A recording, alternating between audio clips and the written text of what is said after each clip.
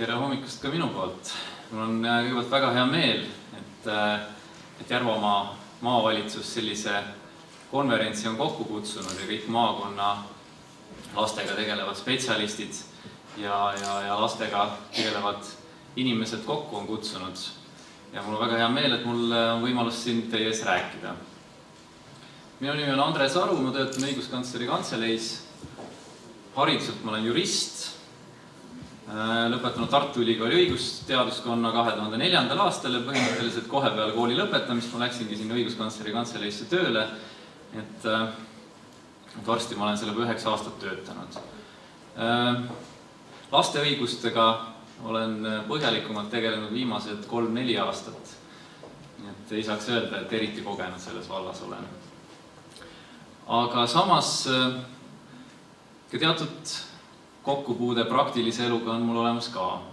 Et oma töö tõttu on mul tulnud külastada päris mitmeid lasteasutusi Eestis, aga erinevaid lasteasutusi ja vähemalt selle eluga nendes lasteasutustes olen ma päris hästi kursis.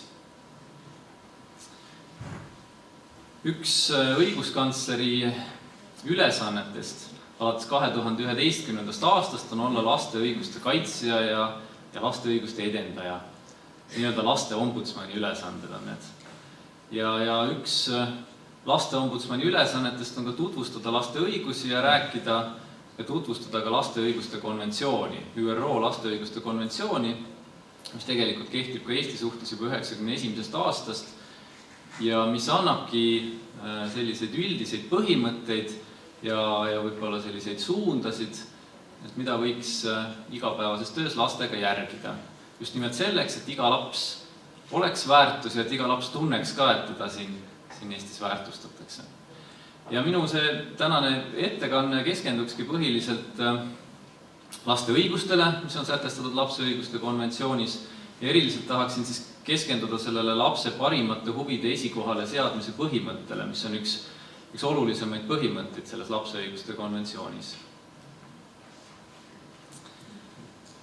Võib-olla paljud teist juba teavad, et see lapse õiguste konventsioon võeti vastu 1989. aastal, et ei ole väga ammu, eks ole, ja tegelikult on see üks kõige suurema arvu riikide poolt ratifitseeritud rahvusvaheline leping üldse.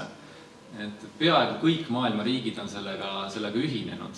Et siis võiks nagu niimoodi idealistlikult öelda, et kõik maailma riigid on kokku leppinud, kuidas me lastesse suhtume ja kuidas me lapsi väärtustame. Et mingisugused miinimumstandardid, milles on kõik maailma riigid kokku leppinud ja mida on riigid lubanud ka järgida.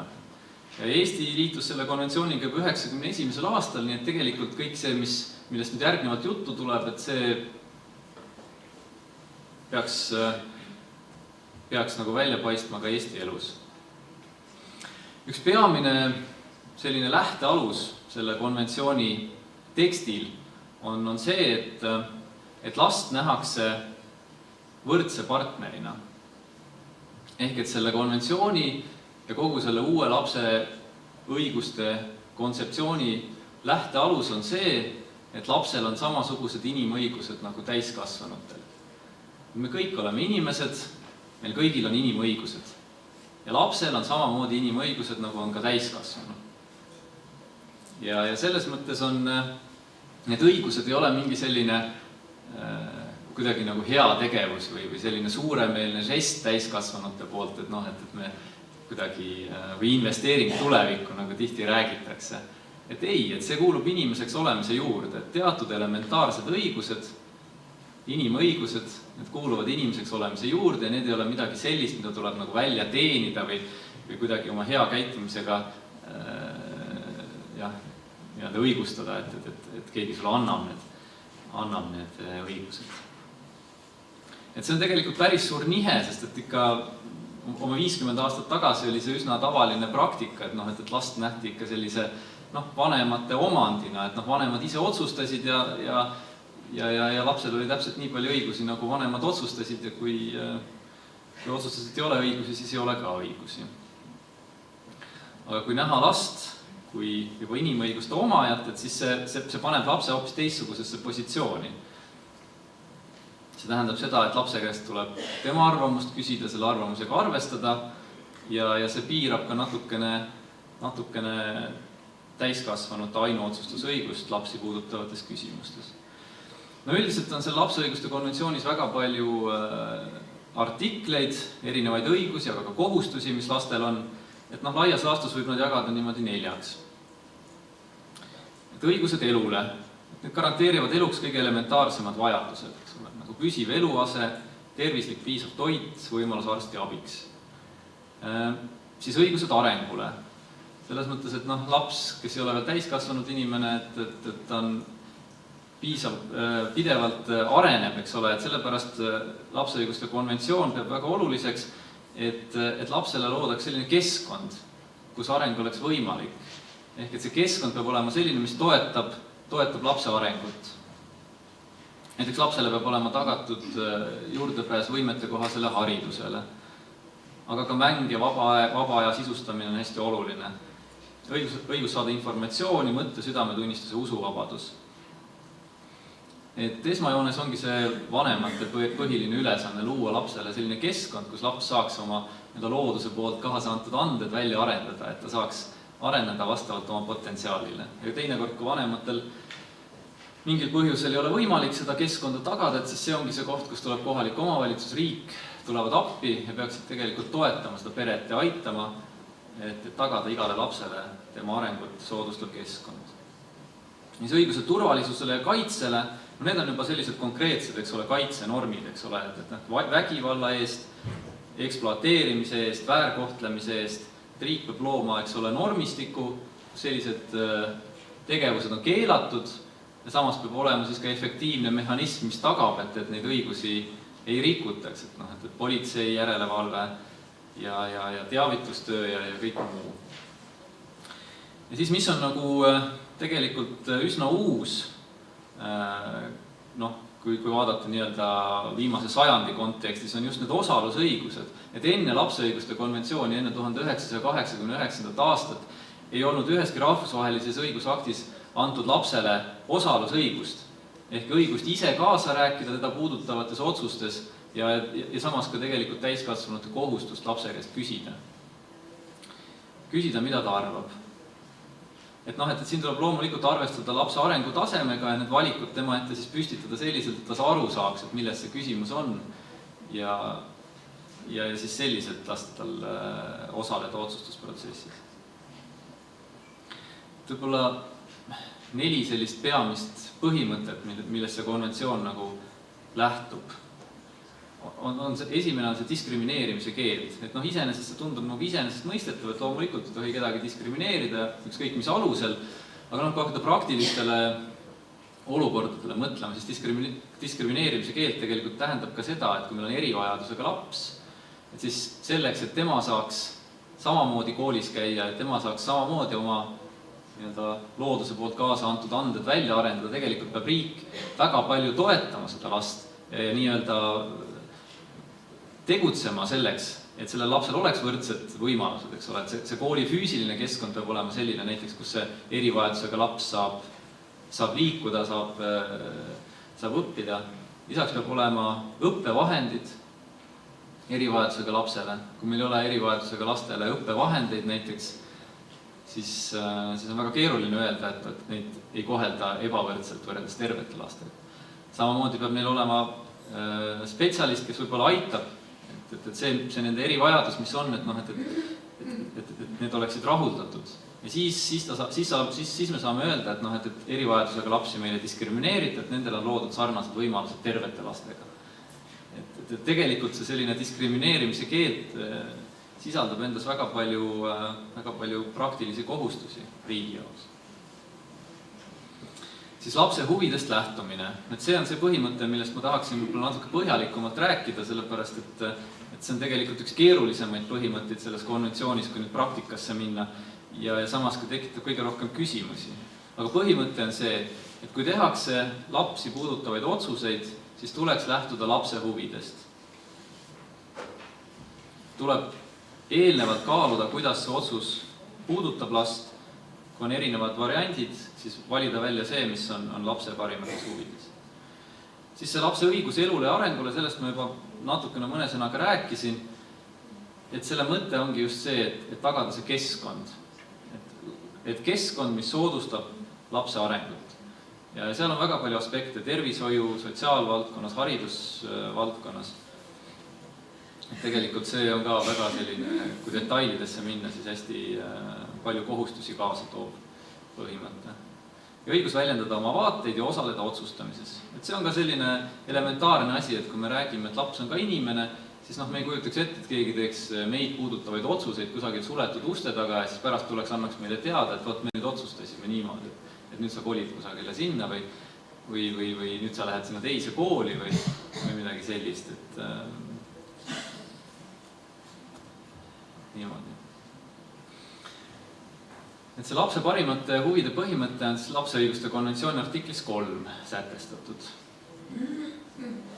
Ja siin on tegelikult selle artikli teises lõikes on ka toodud välja see eesmärk, et eesmärk on lapse heaolu ja heaoluks vajalik kaitse ja hooldus. Ja et seda tegelikult tuleks silmas pidada kõiki lapsesse puutuvaid otsuseid tehes. Näiteks last perest eraldades. Näiteks valides, kui on selline olukord, et laps peab minema mõnda hoolekandeasutusse näiteks, et ei saa enam oma peres millegi pärast elada, et siis selle hoolekandeasutuse valikul, samamoodi kooli valikul. Aga miks mitte ka näiteks pere kontekstis lapse elukoha muutus, eks ole, kui pere otsustab, et me nüüd kolime kusagile mujale, siis tihti see otsus tehaksegi niimoodi, et vanemad omavahel arutavad ja siis see otsus tehakse kuidagi lapsele teatavaks. Tegelikult laps on samamoodi perekonna liige nagu täiskasvanud ja elukoha muutus näiteks toob lapse jaoks väga palju muutusi kaasa. Koolivahetus, võib-olla sõprade kaotus, võib-olla huviringist loobumine, et kõik muu.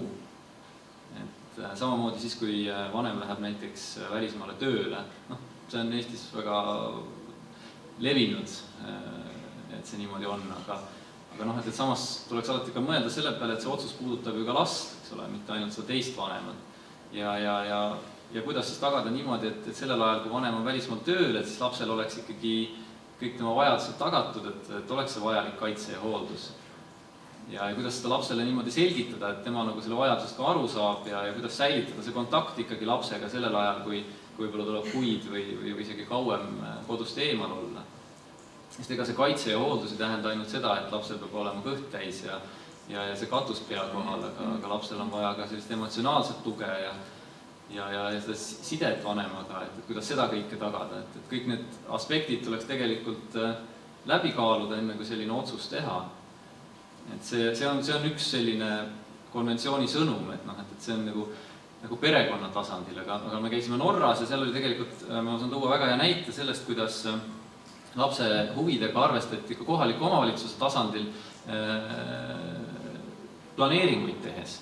Planeeriti läbi ühe kohaliku omavalitsuse üks pisikene linn, et sealt tuleb üks kiirtee läbi. Et see oli juba otsustatud, aga küsimus oli, kuhu seda kiirteed teha.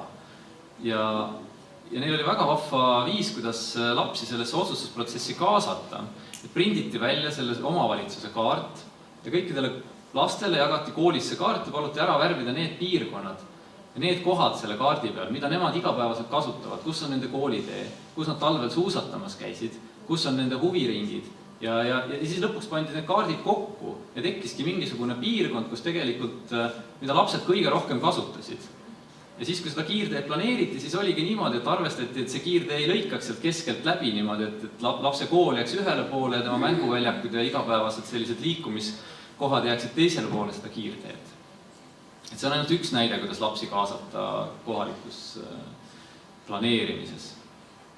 Siis üks näide võib-olla veel, et mu kolleeg, kes enne töötas Sotsiaalministeeriumis, et tema juurde tuli üks maavalitsus, kes oli siis koostanud oma arengukava ja põhiline eesmärk oli siis 10 aasta perspektiivis see, et meil ikka noori peresid tuleks rohkem ja lapsi tuleks rohkem, et meie maakond oleks siis jätkusuutlik, et elanikkond ikka säiliks ja parem kui kasvaks. Et vaadake üle, et kuidas teile tundub see arengukava ja iseenesest oli päris kena, aga siis mu kolleeg küsis, et kas te küsisite noorte perede käest, laste käest ka küsisite, et mis on nende jaoks oluline selles valla elus, selles maakonna elus, et mis nende jaoks on oluline, et miks nad jääksid sinna valda elama või mida nad ootaksid sellelt vallalt. või sellelt maavalitsuselt siis. Ja vot siis nad ütlesid, oi, et seda me ei teinud. Et see on jälle üks koht, et, et kui tegelikult see on probleem, et inimesed lähevad ära ja tahaks, et tuleksid noored pered elama valda või maakonda, et siis küsida ka laste ja noorte endi käest, et mis teie jaoks oluline siin on. Et miks te ära lähete? Ja kuidas saaks võib-olla aidata? Võib-olla on mingid väiksed asjad, et võib-olla mingisuguse bussigraafiku muutmine näiteks on väga oluline noorte jaoks, et ta saaks käia seal linnas oma selles huviringis või saaks ühe päeva jooksul minna linna ja tagasi, et ta ei peaks nagu kusagile ööseks jääma sinna. Et on selliseid otsuseid, mis esmapilgul võib-olla tunduvad, et siin ei ole nagu otsest puutumust lapse huvidega, eks ole, aga tegelikult nad kaudselt mõjutavad väga oluliselt lapse elu. Et see on nagu üks sõnum, mis selles konventsioonis peidus on. Ja see lapse osalemine otsustamises, et see on siis artiklis 12 sätestatud ja loomulikult tuleb arvestada lapse vanust ja küpsust. Mõnedes riikides on pandud nagu selline mingisugune ealine piir, et 7-aastaselt lapselt, et siis juba peab küsima. Et tegelikult mina ise nagu sellist numbrilist piiri ei seaks sinna, et tuleks ka arvestada lapse vanust ja küpsust ja tegelikult on võimalik ka pisikestele lastele teha selgeks, et milles see sisuline otsus seisneb. Et see on keeruline, aga tegelikult on võimalik neile arusaadaval viisil selgeks teha, et mille vahel siin see valik nüüd nagu toimub. Ja siis lapse käest seda küsida. Et see ei tähenda seda, et kui on selline hooldusõiguse vaidlus, et siis tuleks küsida, et kelle juures sa nüüd elada tahad, emme juures või issi juures. Aga tegelikult on väga palju asju, mis on lapse jaoks väga olulised, et mis selle muudatusega nagu kaasnevad, et pigem tuleks küsida neid asju. Kes sul lapsevanemate koosolekul käib, kes sul kodus aitab õppida, mis huviringis sa käid, et kui sa peaksid kolima, mis see sinu jaoks kaasa toob, kes su parimad sõbrad on, kelle sugulastega sa suhtled.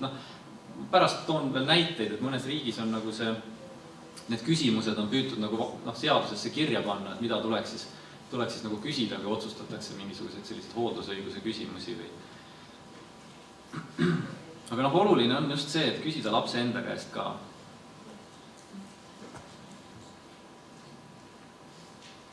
Ja tegelikult on need printsiibid kohustuslikud juba Eesti jaoks juba 91. aastast peale, et tegelikult peaks kõikides otsustes nendest printsiipidest lähtuma, et sellele konventsioonile saab otse viidata, see on otse kohalduv Eesti suhtes ja tegelikult ka seadusandja on nende põhimõtetega seotud. Et positiivne on see, et näiteks kui Sotsiaalministeerium seda laste ja perede arengukava koostas, millest siin ka juttu oli varem, et siis lapsi kaasati tegelikult selle laste ja perede arengukava koostamisse.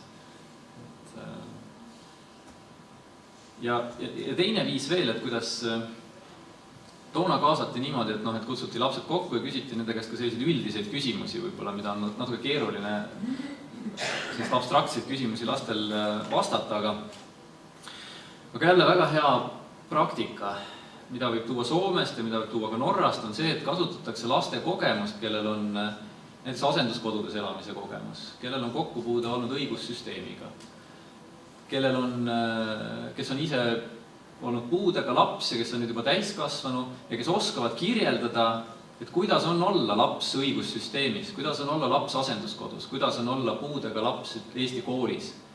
Et me keegi tegelikult ise sellist kogemust personaalselt ei oma, me ikkagi vaatame kõrvalt, eks ole, kuidas meile tundub. Alati küsitakse spetsialistide käest ja spetsialistid alati ütlevad, kuidas neile tundub kõrvalt vaadates. Aga kellelgi meil endal, kui meil just sellist samasugust kogemust ei ole, siis meil tegelikult seda teadmist ei ole. Ja see on viis, kuidas lapsi kaasatakse paljudes Põhjamaades. Et küsitaksegi just nende käest, kui hakatakse töötama välja reegleid näiteks asenduskodude jaoks, muudatusi, siis küsitakse laste jaoks, mis siin on hästi, mis siin on halvasti, mida sa tahaksid, et oleks teistmoodi. See ei ole see, et alati tuleb teha nii, nagu lapsed ütlevad, eks ole, mida ka tihti nagu kuidagi saadakse valesti aru sellest. Et see ei tähenda seda, et peab alati tegema nii, nagu laps ütleb. Aga teinekord tuleb sealt väga häid ja praktilisi soovitusi. Et tuleks ka seaduste või muude üldaktide koostamisel tegelikult proovida lapsi kaasata. Et Norras oli, kui neil oli see tulistamine, tõenäoliselt olete kuulnud sellest kõik, eks ole. Et siis need lapsed, kes jäid ellu seal, siis pärast, et Norra lasteombudsman tahtis uurida, et kuidas siis erinevad omavalitsused neid lapsi toetasid. Ja siis nad tegidki sellise fookusgrupi, et olid üle riigi, olid lapsed koos ja nendega ei räägitud mitte sellest konkreetsest juhtumist, ja ei tegelenud nende psühhotraumaga, et sellega tegeles psühholoog, kelle kaudu lapsed lasteombudsmanini jõudsid. Aga millega lasteombudsman tegeles, oli see, et ta tahtis laste käest teada, millised on praktikad erinevates omavalitsustes üle Norra riigi. Et kuidas need omavalitsused, koolid last toetavad. Ja siis tuli välja, et tegelikult on see praktika väga erinev. Oli väga toetavaid ja väga hästi toimivaid toetusmehhanisme. Aga oli ka selliseid kohti, kus näiteks õpetajad ei mõistnud seda, et miks laps hiljaks jääb või et tal on nagu psühhotrauma ja pigem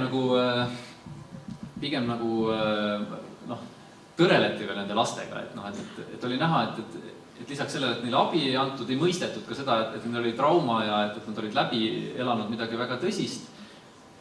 Et see tegelikult oli väga huvitav uurimus, mis välja tuli. Ja selle põhjal siis lasteombudsman tegi soovitused, et kuidas peaks kriisinõustamine, kriisijärgne abi olema Norras kätte saada. Täiesti praktilised soovitused, praktilised nõuanded. Aga jälle see sisend tuli lastelt tegelikult, kelle endal oli see kogemus. Et tihti küsitakse, et kuidas seda lapse parimaid huvisid siis kindlaks teha, et enamasti kui on mingisugune vaidlus, kohtus näiteks, ja meie oma töös näeme seda ka, et meie poole emad pöörduvad, ütlevad, et lastekaitsetöötaja on erapoolik, et tema eelistab isa, ja siis isa samas asjas pöördub, ütleb, et ei, lastekaitsetöötaja on erapoolik, sellepärast, et eelistab samas asjas ema.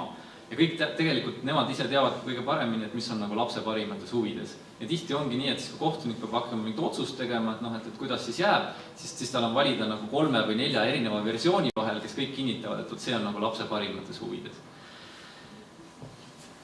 Et tegelikult on niimoodi, et just omavalitsuse lastekaitsetöötaja, et tema peakski lähtuma lapsest, et mitte vaatama ema ja isa ja tihti on niimoodi, et see on väga keeruline teha, sest ema, isa on võib-olla ka sotsiaalhoolekande kliendid ja kelle murede ja probleemidega tuleb selle sama töötajal ka iga päev tegeleda. Aga tegelikult on see, et kui on näiteks see lapse hooldusõiguse vaidlus ja tuleb otsustada, et kelle juurde laps jääb elama, et siis tuleb lükata kõrvale need täiskasvanute huvid. Et see on otsus, mis tuleb teha lapse huvidest lähtuvalt, mis on lapse jaoks parim. Ja just nimelt arvestades seda kasvukeskkonda. Võrrelda, kumma vanema juures oleks see keskkond parem, mis toetaks lapse arengut. Ja see on tegelikult see kriteerium, millest lähtuvalt tuleks see otsus teha. Et mitte lihtsalt tundes kaasa võib-olla ühele vanematest ja saades aru, et tema jaoks on väga oluline, et laps elaks koos temaga, aga et laps ei ole nagu mingi lemmikloom, et selleks, et oleks lohutust, et saaks nagu pead silitada, et siis anname lohutuseks ühele vanemale. Et tegelikult see on nagu otsus, kus tuleks vaadata kitsalt lapse huve. Mis on oluline, on see, et neid lapse parimaid huve ei saa sisustada vastuolus teiste konventsiooni sätetega. Et kui mõni konventsiooni säte näiteks, konventsiooni säte, mis ütleb, et last tuleb kaitsta vägivalla eest ja kehaline karistamine ei ole lubatud, et see tähendab seda, et lapse parimates huvides ei saa olla natukene kehaline karistamine. Et see on see, mida on lapse õiguste komitee, kes on siis rahvusvaheline järelevalveorgan, kes siis valvab, et riigid, tagaksid need õigused, mis nad on selle konventsiooni ratifitseerimisega endale kohustuseks võtnud, et mida tema on öelnud. Sest mõned riigid on tulnud selle komitee ette ja öelnud, et jah, et meie riigis ei ole kehaline karistamine keelatud, sest natuke laste löömine on ikka nende enda huvides. Ja siis on komitee selgelt öelnud, et ei saa öelda, et lapse huvides on midagi sellist, mis tegelikult on selle konventsiooni alusel keelatud. Ehk et ei saa neid lapse parimaid huvisid sisustada selliselt, et nad läheksid vastuollu konventsiooni teiste põhimõtetega. Et see on ka üks oluline põhimõte, millest lähtuda lapse parimate huvide selgeks tegemisel. Ja tuleks tegelikult proovida vaadata ka mitte ainult hetkeolukorda, vaid ka kaugemat perspektiivi.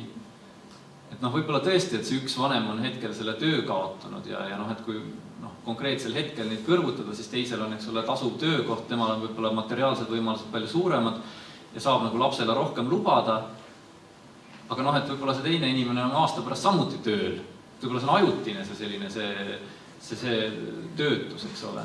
Aga samas sellel inimesel, kes on töötu, on lapsega hoopis tugevam emotsionaalne side ja võib-olla tema suudaks lapsele pakkuda hoopis toetavamat kasvukeskkonda. Et siis ei tohiks olla see määrav, see hetke situatsioon, et nüüd on siin sellel vanemal on töö, teisel ei ole, et see on nagu see kõige kaalukam argument. Tuleks vaadata ka seda kaugemat perspektiivi, kui lapse huvisid välja selgitada. Ja on proovitud, Eestis ei ole seaduses kirjas, et milliseid kriteeriume tuleks arvesse võtta, kui lapse parimaid huvisid välja selgitada.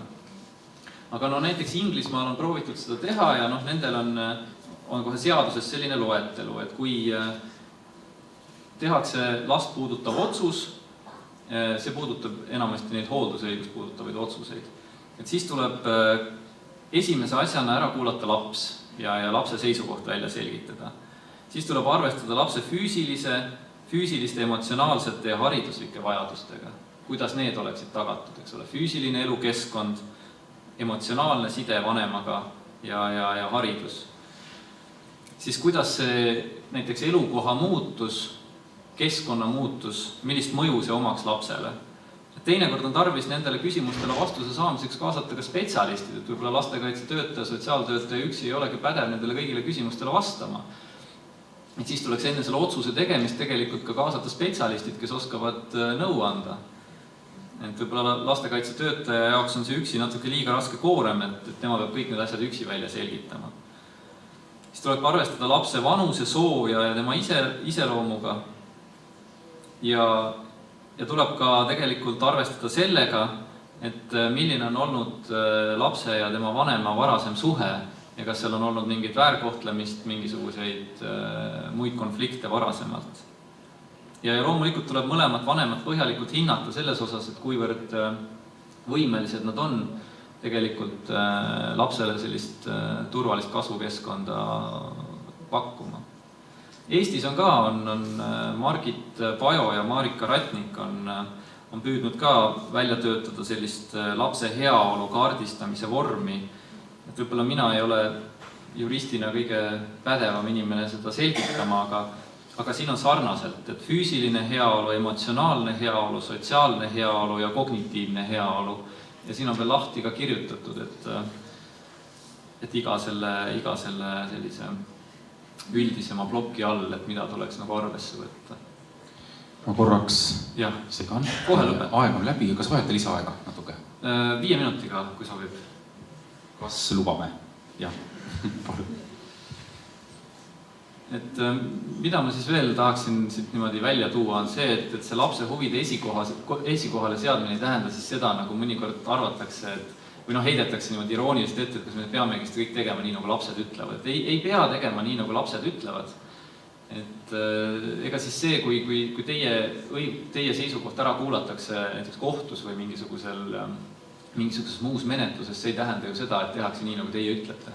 Ei tehta, aga see on elementaarne inimõigus. Et te saate oma seisukoha välja öelda, et sellega arvestatakse. Ja kui ei arvestata, siis põhjendatakse ära, et miks ei arvestata.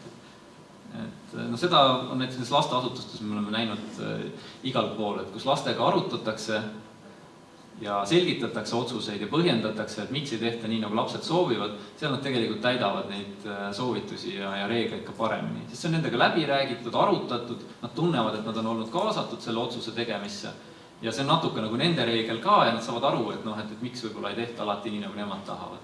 Ja üldiselt nad ikkagi järgivad sellisel juhul neid otsuseid ja reegleid palju paremini.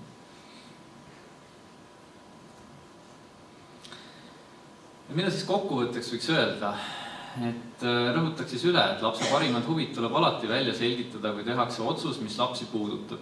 Ja nagu ma eespool mõned näited tõin, siis tegelikult see ei pruugi olla alati nii otseselt nähtav, et see otsus lapsi puudutab. Et loomulikult, eks ole, selle hooldusõiguse vaidluse puhul või asutusse paigutamise puhul on selge, et see lapsi puudutab. Aga näiteks planeeringud, erinevad arengukavad, bussigraafikute koostamine. Et see tegelikult, mis väga otseselt lapse elu puudutab ja tegelikult tuleks mõelda, et kuidas saaks lapsi nende otsuste tegemisse rohkem kaasata. Me oleme mitmes väiksemas vallas käinud, ja koolides lastega rääkinud, kus tegelikult selgub, et mingisuguse huvitegevusega tegelemine jääb ainult selle taha, et see buss läheb 15 minutit liiga hilja või 15 minutit liiga vara. võib-olla annaks selle bussigraafiku kuidagi ümber vaadata,